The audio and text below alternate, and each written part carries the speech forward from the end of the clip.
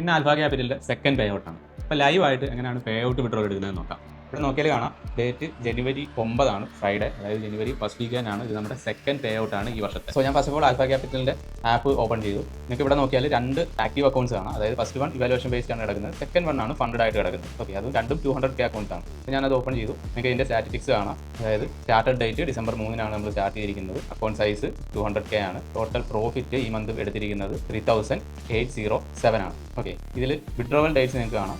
ജനുവരി 9 ജനുവരി 27 ആണ് withdrawal date. ഈ മാസത്തെ ഒരു കലണ്ടർ കൂടെ നോക്കാം. 2 എന്ന് പറഞ്ഞ് റെഡ് കാണുന്നത് 2-ന് ഞാൻ, അതായത് ജനുവരി 2 ഞാൻ വിഡ്രോവൽ എടുത്തതാണ്. അതാണ് അവിടെ ഒരു റെഡ് കളർ കാണുന്നത്. ഈ വീക്കാണ് ഞാൻ ടോട്ടലി ട്രേഡ് ചെയ്തിരിക്കുന്നത്. എല്ലാ ഡേയും നമുക്ക് പ്രോഫിറ്റ് തന്നെയാണ്. ഇനി നമുക്ക് വിഡ്രോവലിലേക്ക് പോവാം.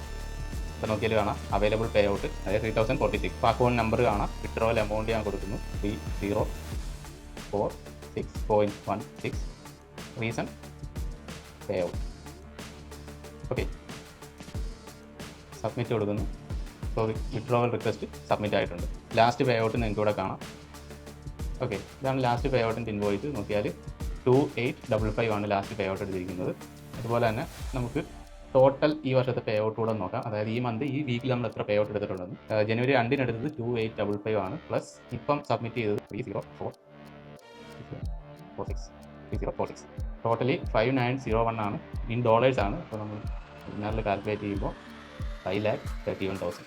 അതായത് ഈ വീക്ക് മാത്രമാണ്, അതായത് ജനുവരി സ്റ്റാർട്ട് ചെയ്തിട്ടേ ഉള്ളൂ.